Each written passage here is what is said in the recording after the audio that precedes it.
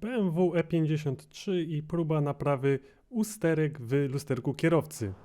Borykam się ostatnio z usterkami, gdzie pierwsza z nich to jest problem z elektrycznym składaniem lusterek. Zaraz po zamknięciu lusterko się otwiera.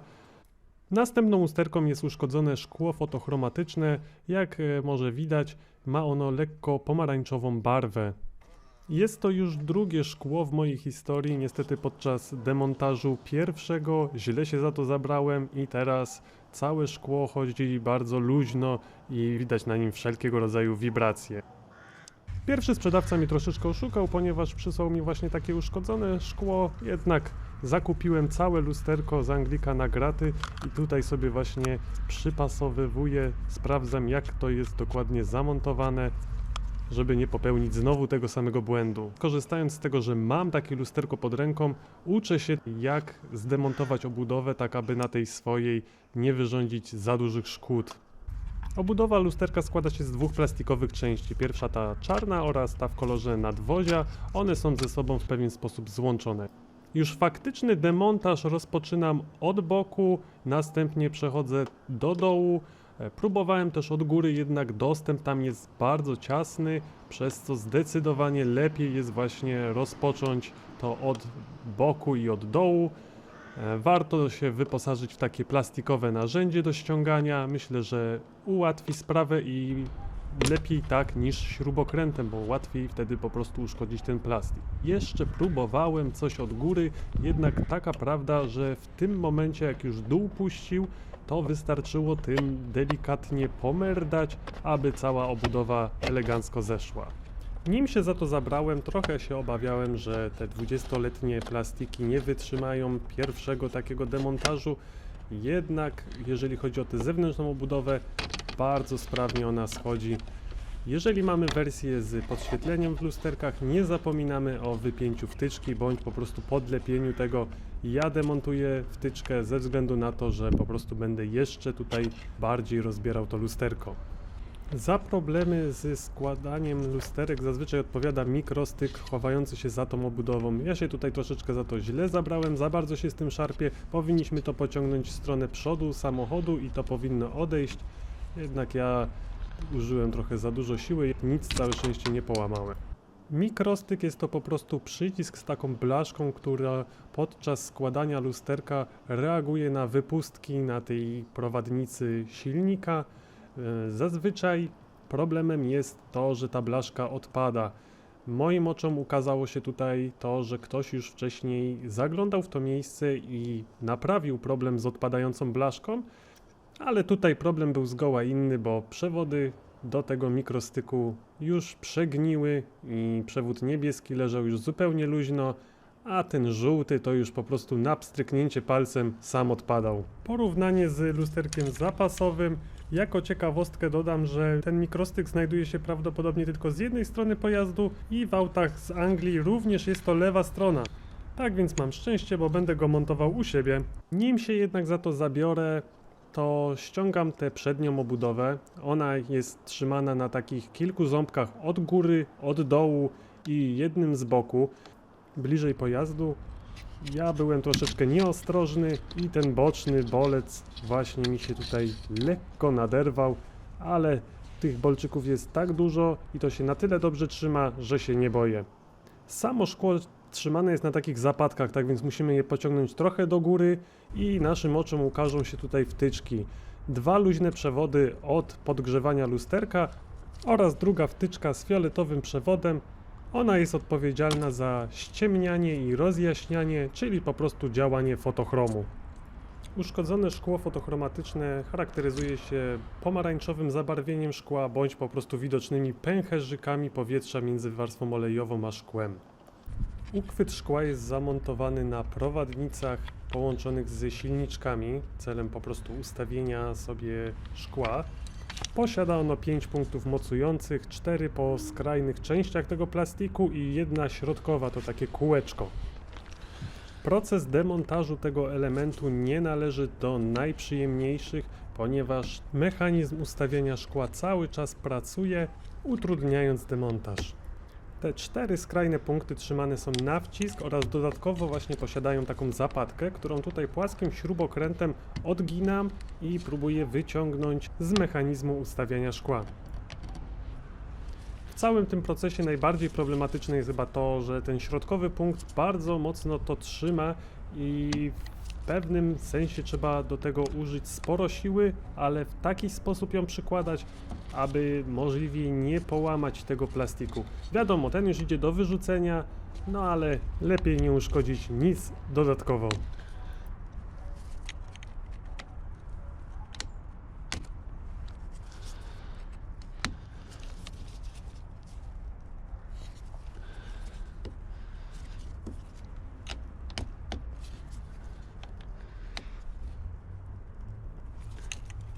No i po walkach w końcu się udało. Tutaj jeszcze porównanie starego z nowym. Jak widać w tym starym te 2 skrajne bolczyki trzymające zostały przeze mnie wyrwane przez zły demontaż. Skoro jakiś fanatyk już tutaj zaglądał po tych kilku, jak nie kilkunastu latach, decyduje się, żeby tutaj troszeczkę też posprzątać. Ściągam zatem delikatnie tę osłonę przeciwkurzową, żeby przemyć i przesmarować te mechanizmy.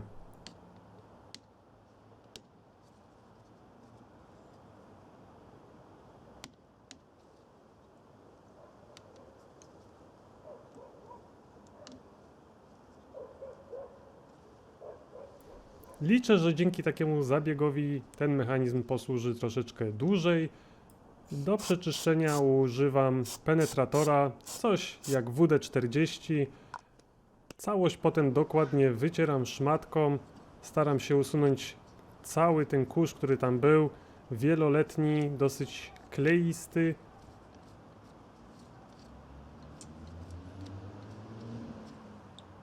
Na sam koniec do mechanizmu oraz tej osłonki wpsikuję smar biały.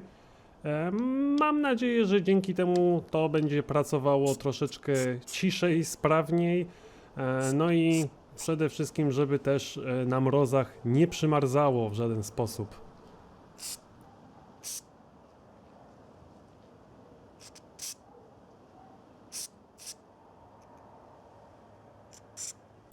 Po przesmarowaniu mechanizmów oraz tej osłonki zakładam ją z powrotem, tylko staram się jej nigdzie nie rozedrzeć, żeby się nie dostawał brud bezpośrednio do środka.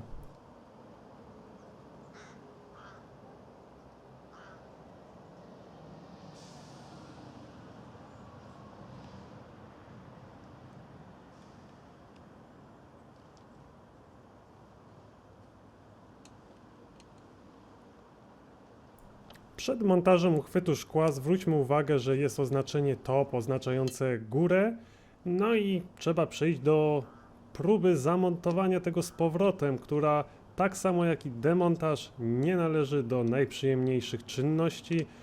Taka moja rada, że najlepiej będzie zacząć od tego środkowego elementu i później próbować wciskać te skrajne. Po kilkuminutowych próbach w końcu mi się udało.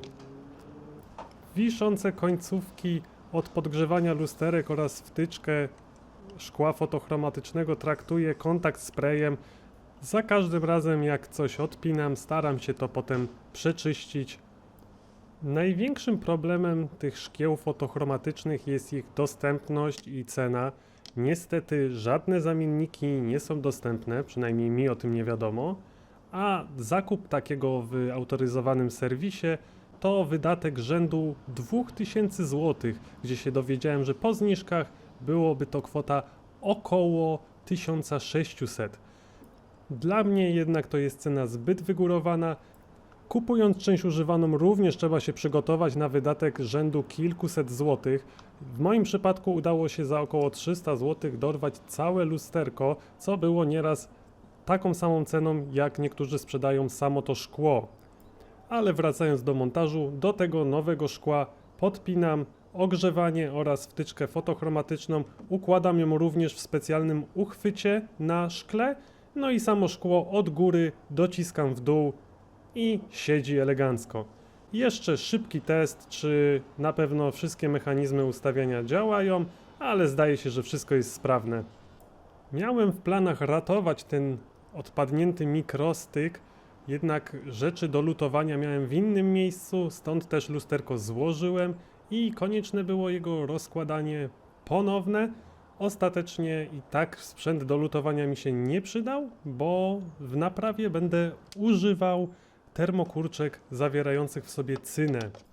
Ponowne ściągnięcie tej obudowy to już formalność. Tym razem podlepiłem ją sobie, żeby nie odpinać wtyczki od oświetlenia. Wziąłem po prostu kawałek taśmy izolacyjnej i przylepiłem do tej przedniej obudowy. Nagranie później przeskoczy do procesu montażu tej przedniej obudowy i reszty, no ale teraz się skupię na tym mikrostyku. Z odstających przewodów ściągam izolację oraz odcinam te bardziej skorodowane części miedzi, żeby się to w jakiś sposób nie roznosiło.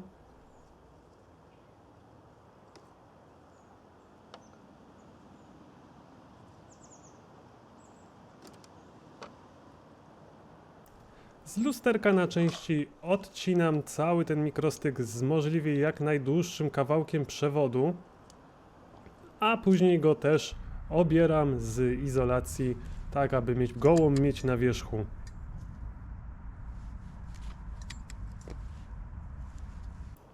W tym momencie na nagraniu widać, że ten żółty przewód również powinienem w jakiś sposób wzmocnić, jednak nie zauważyłem tego wcześniej i liczę, wręcz się modlę, żebym nie musiał tego lusterka po raz kolejny rozbierać i tym razem lutować takich małych dzyndzelków. Na przewody nakładam osłony termokurczliwe, po czym przewody ze sobą łączę. Starałem się je tak połączyć, żeby się to dobrze trzymało, tak by po zgrzaniu już nie mieć wątpliwości, że to połączenie nie odpadnie i będzie się trzymać.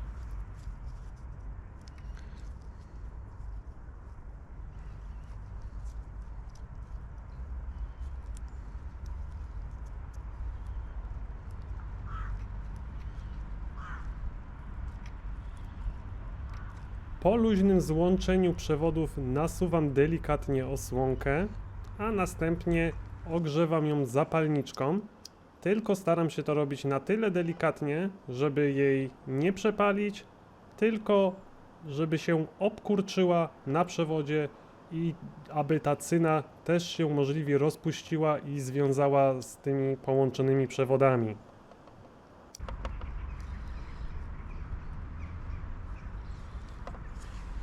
Dla drugiego przewodu sytuacja jest zupełnie analogiczna, ta sama metoda działania, więc nie przedłużam.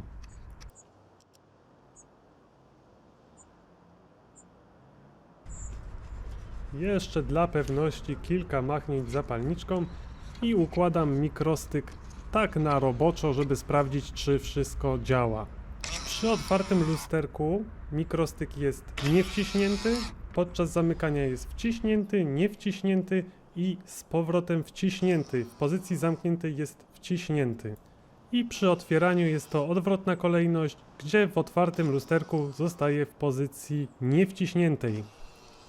Przed ostatecznym montażem całość traktuję z silikonowym sprayem, aby ochronić to przed przymarzaniem, no i ogólnie zapewnić tutaj jakiegoś lepszego rodzaju poślizg. Montując mikrostyk na miejscu, zwróćmy uwagę, że w obudowie wystają takie dwa bolczyki. One pasują właśnie w dziurki w tym mikrostyku. Sam montaż jest dosyć prosty, wystarczy od góry go wcisnąć i później docisnąć w stronę tyłu samochodu. Wszystko powinno ładnie wskoczyć, upewniamy się, że przewody leżą ok i po samym montażu jeszcze test, czy aby na pewno wszystko dalej działa. Teraz jeszcze na moment cofniemy się do dnia poprzedniego. Jak widać, obudowy są ściągnięte, a styki do oświetlenia lusterka czyszczę kontakt sprayem zarówno w żarówce, jak i na przewodzie wtyczkę. Daję temu odkapnąć i w międzyczasie będę montował z powrotem tę obudowę przednią. Dokładnie ta, w której urwałem jeden boczny ząbek. Przy montażu należy zwrócić tylko uwagę, aby te ząbki zaszły na obudowie, zarówno z góry, jak i z dołu, no i ten jeden z boku, o ile jeszcze go macie.